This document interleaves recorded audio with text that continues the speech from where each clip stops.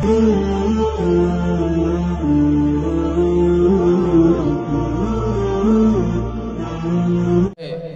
وقت پڑھیں گے، ان کا کوئی وقت نہیں ہوگا، اس وقت پڑھیں گے۔ اور آج کل ویسے ہی موسم چل رہا ہے، وہ کیوں؟ وہ ہمارے اعمال ہیں، وہ ہمارے کیے ہوئے اعمال ہیں، جو ہمارے اعمال اوپر جاتے ہیں، اوپر سے وہی نازل ہوتا ہے۔ اگر ہمارا نیک اعمال اوپر جائے گا، اوپر سے رحمتیں اتریں گی۔ اگر ہمارے ادھر سے صرف گناہ اوپر جائیں گے، اوپر سے کیا نازل ہوگا؟ ہم پر قہر غضب نازل ہوگا۔ میری ملت کی نوجوان ماؤں اور بہنوں، اپنے آپ کو سنوارو، اللہ تبارک و تعالیٰ کو راضی رکھو۔ ایسے کام مت کرو جس سے اللہ تبارک و تعالیٰ غضبناک ہوتا ہے، ایسے کام مت کرو جس سے رب تعالیٰ ناراض ہوتا ہے۔ کیونکہ نبی اکرم صلی اللہ علیہ وسلم نے فرمایا کہ جس نے اپنی بیٹی کو اچھی تربیت دی، جو تربیت یہاں دی جاتی ہے، جو اس مدرسے کے اندر دی جاتی ہے، جو کسی فلم سٹار یا کسی کالج میں نہیں دی جاتی ہے، جو اس درسگاہ کے اندر 5 منٹ میں دی جاتی ہے۔ فرمایا کہ جس نے اپنی بیٹی کو اچھی تربیت دی، اس کو پردہ اور حیا دیا، اور اس کے بعد نکاح فرمایا، تو میں نے کہا یا رسول اللہ صلی اللہ علیہ وسلم اس کے لیے کیا حکم ہے؟ فرمایا یہ ہاتھ اٹھایا اور انگلیوں کو ایسے کیا، فرمایا جیسے یہ انگلیاں ملا کر ہیں، ان کے باپ بھی جنت میں میرے ساتھ ویسے ہوں گے۔ یہ بشارت ہے ان کے ماں اور باپ کی۔ لیکن جو باپ اپنی بیٹی کو پردہ دے، حیا دے، اچھی تربیت دے، اس کے بعد وہ جنت میں ویسے ہی ہوئے۔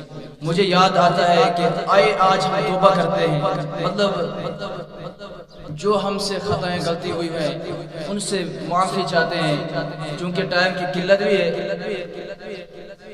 حضرت صالبہ رضی اللہ تعالی عنہ، نبی اکرم صلی اللہ علیہ وسلم، دھیان سے سننا، نبی اکرم صلی اللہ علیہ وسلم کا چہیتا صالبہ 16 ایئر، 16 سال کا بچہ ہے، 16 سال کا بچہ ہے اور صحابہ رسول ہے۔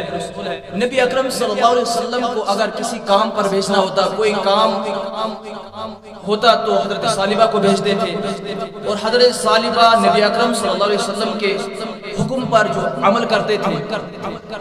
ایک دن نبی اکرم صلی اللہ علیہ وسلم نے حضرت صالبہ کو کسی کام پر بھیجا، آدھے دن کا کام تھا، لیکن حضرت صالبہ واپس نہیں آئے۔ بہت وقت گزر گیا، صالبہ کہاں گئے؟ صالبہ واپس آ رہے تھے، لیکن راستے میں جب چل رہے تھے، راستے میں ایک حمام تھا، اس حمام کے اندر ایک عورت نہا رہی تھی، اور اس حمام سے پردہ اٹھ جاتا ہے۔ حضرت صالبہ کی نظر اس حمام پر پڑ جاتی ہے، اس عورت پر پڑ جاتی ہے، تو دیکھتے ہیں تو حضرت صالبہ کے اندر دل پر کچھ غلبہ سا پیدا ہوتا ہے۔ تو اس نے سوچا، اپنے اندر ہی دل میں خیال کیا کہ اے صالبہ، دوسری نظر تو حرام تھی، اے صالبہ تو نے کیا کیا؟ تو تو حضور کا امتی کہلاتا ہے، تو تو حضور کا غلام کہلاتا ہے، تجھے تو دنیا خدمت مصطفیٰ کہلاتی ہے، مصطفیٰ کا خدمت گزار کہلاتی ہے، اے صالبہ تو نے کیا کیا؟ یہ حضرت صالبہ رضی اللہ تعالی عنہ پر رکت طاری ہو گئی، رونے لگے، اس قدر رونے لگے، فرمایا کہ میں اب نبی اکرم صلی اللہ علیہ وسلم کی بارگاہ میں کیسے جاؤں، ان کی بارگاہ میں کیسے منہ دکھاؤں؟ تو حضرت صالبہ کہاں جاتے ہیں؟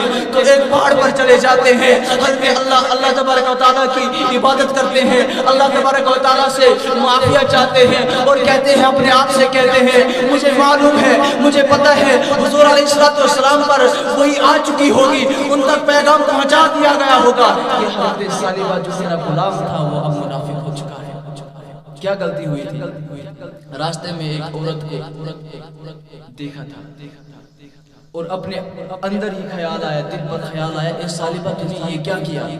دوسری نظر تو حرام ہے۔ کتنی عمر کا بچہ ہے؟ 16 سال کا بچہ ہے۔ اب تھوڑا چشمے تصور سے دیکھ، 16 سال کا بچہ ہے، اللہ تبارک و تعالیٰ نے اسے کس قدر خوف اور خوف کی کیفیت عطا فرمائی ہے۔ تو حضرت صالبہ کہاں جاتے ہیں؟ پہاڑ پر چلے جاتے ہیں۔ نبی اکرم صلی اللہ علیہ وسلم وہاں نماز پڑھاتے ہیں، نماز پڑھا کر سلام کرتے ہیں، صحابہ کرام سے عرض کرتے ہیں، فرماتے ہیں یا رسول اللہ صلی اللہ علیہ وسلم نے صحابہ کرام کو فرمایا کہ صالبہ کہاں گئے؟ تو صحابہ کرام رضوان اللہ تعالی علیہم اجمعین نے فرمایا، انہوں نے کہا کہ صالبہ تو کسی کام پر گئے تھے، آدھے دن کا کام ہے، وہ واپس نہیں آئے۔ تو رسول اکرم صلی اللہ علیہ وسلم نے صحابہ کرام رضوان اللہ تعالی علیہم اجمعین کو حکم فرمایا کہ جاؤ صالبہ کو ڈھونڈو۔ تو اب صحابہ کرام صالبہ کو ڈھونڈنے لگے۔ ایک ہفتہ گزر گیا، صالبہ نہیں مل رہی، صالبہ کہاں گئے؟ دوسرا ہفتہ بھی گزر گیا، تیسرا ہفتہ بھی گزر گیا، صالبہ نہیں مل رہے ہیں۔ حضرت حضور علیہ السلام نے اب حضرت عمر فاروق اعظم رضی اللہ تعالی عنہ اور حضرت سلمان فارسی رضی اللہ تعالی عنہ دو صحابہ رضوان اللہ تعالی علیہم اجمعین کا انتخاب کیا۔ جلیل القدر صحابی فرمایا کہ اب تم جاؤ حضرت صالبہ کو ڈھونڈو، اس کو تلاش کرو، بازاروں میں ڈھونڈا، گلیوں میں ڈھونڈا، مرافاتوں پر ڈھونڈا، پہاڑوں پر ڈھونڈا، لیکن حضرت صالبہ نہیں مل رہی۔ جب مرافات کے ایک پہاڑ پر پہنچے تو وہاں پر چرواہوں کو دیکھا، فرمایا کہ تم نے کہیں اس بچے کو تو نہیں دیکھا ہے؟ ان چرواہوں سے کہنے لگے، چرواہے کہتے ہیں جو بھیڑ بکریاں چراتے ہیں۔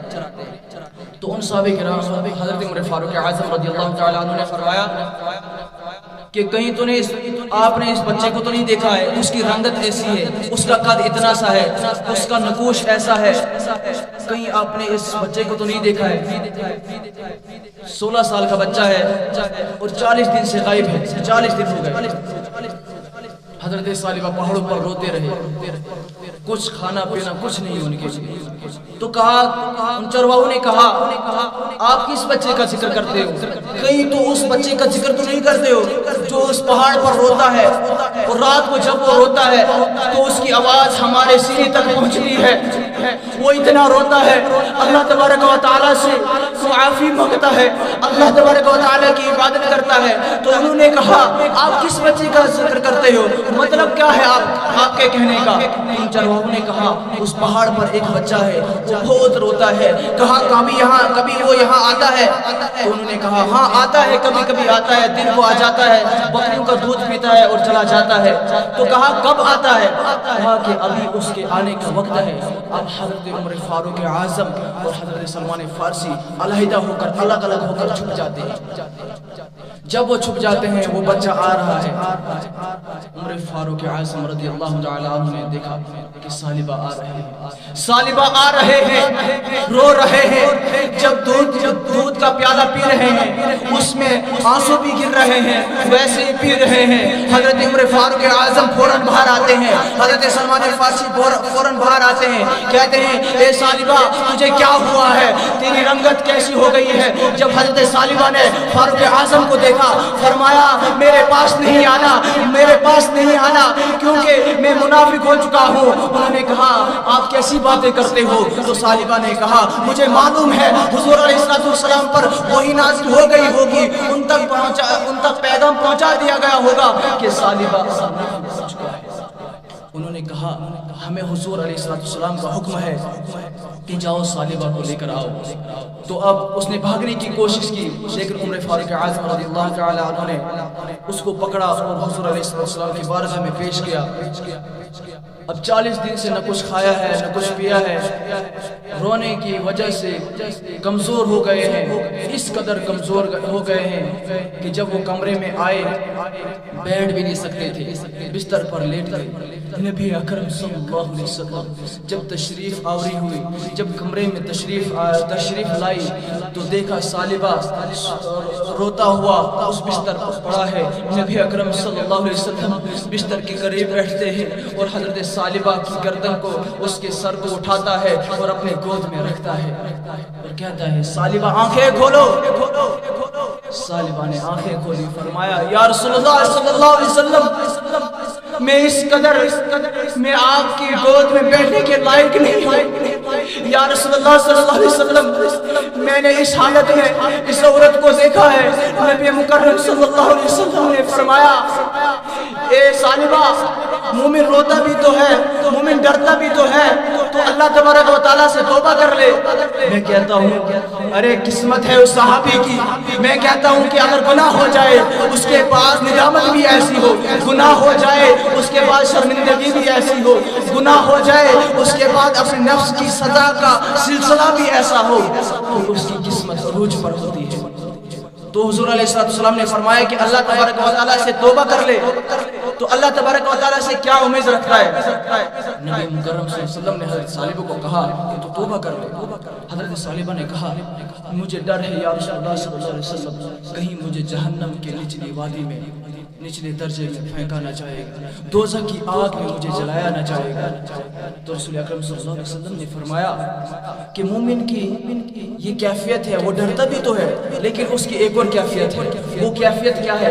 وہ یہ ہے کہ وہ اللہ سے کیا امید رکھتا ہے۔ فرمایا کہ تو کیا امید اللہ سے رکھتا ہے؟ صالبہ نے کہا یا رسول اللہ صلی اللہ علیہ وسلم، امید تو یہ ہے کہ اللہ مجھے معاف کر دے گا، اللہ مجھے معاف کر دے گا۔ تو رسول اکرم صلی اللہ علیہ وسلم نے فرمایا کہ اگر تو یہ امید رکھتا ہے اللہ تبارک و تعالیٰ تجھے معاف کر دے گا، کیونکہ اللہ تبارک و تعالیٰ نے قرآن پاک میں فرمایا ہے ان اللہ یحب التوابین ویحب المتطہرین، جو گناہ کرتا ہے اس کے بعد توبہ کرتا ہے اللہ تبارک و تعالیٰ اسے معاف بھی کرتا ہے اور اسے پاک بھی فرماتا ہے اور اسے پسند بھی فرماتا ہے۔ نبی اکرم صلی اللہ علیہ وسلم نے فرمایا کہ مانگ، اللہ سے کیا مانگتا ہے؟ نبی اکرم صلی اللہ علیہ وسلم نے اس کے بعد دست دعا بلند کیے، اپنے ہاتھ اٹھائے، حضرت صالبہ کو دعائیں دینے لگے۔ تو جب صالبہ نے دیکھا خوش ہو گئے، فرمایا کہ رسول اکرم صلی اللہ علیہ وسلم نے مجھے دعائیں دی، اس پر کوئی وحی نازل نہیں ہوئی، خوش ہو گئے۔ تو اس قدر نبی اکرم صلی اللہ علیہ وسلم سے کہنے لگے یا رسول اللہ صلی اللہ علیہ وسلم، اس قدر محسوس کر رہا ہوں کہ میرے اندر، میرے جسم کے اندر کچھ اتنے ہزاروں کیڑے رینگ رہے ہیں۔ تو رسول اکرم صلی اللہ علیہ وسلم رونے لگے، فرمایا یا رسول اللہ صلی اللہ علیہ وسلم آپ کیوں رونے لگے؟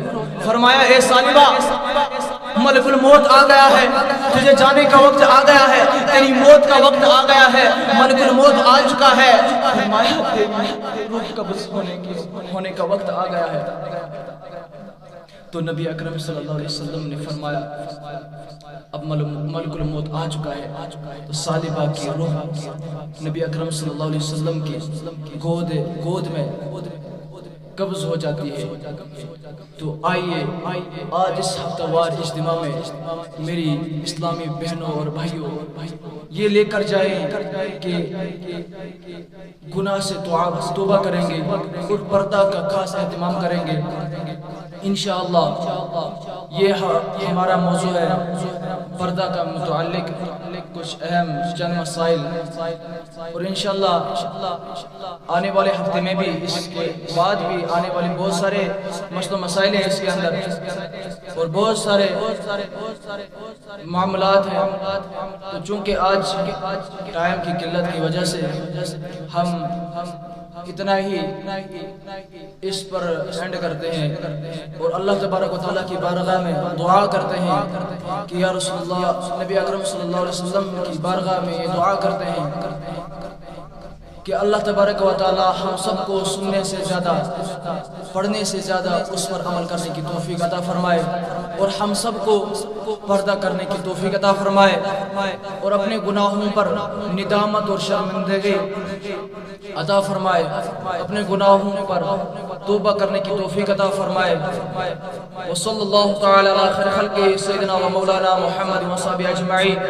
دنیا میں ہر آفت سے بچانا مولا، عقبہ میں کچھ رنج دکھانا مولا، بیٹھوں جو در پاک پیغمبر کے حضور، ایمان پہ اس وقت اٹھانا مولا، وما علینا الا البلاغ۔ السلام علیکم ورحمۃ اللہ وبرکاتہ۔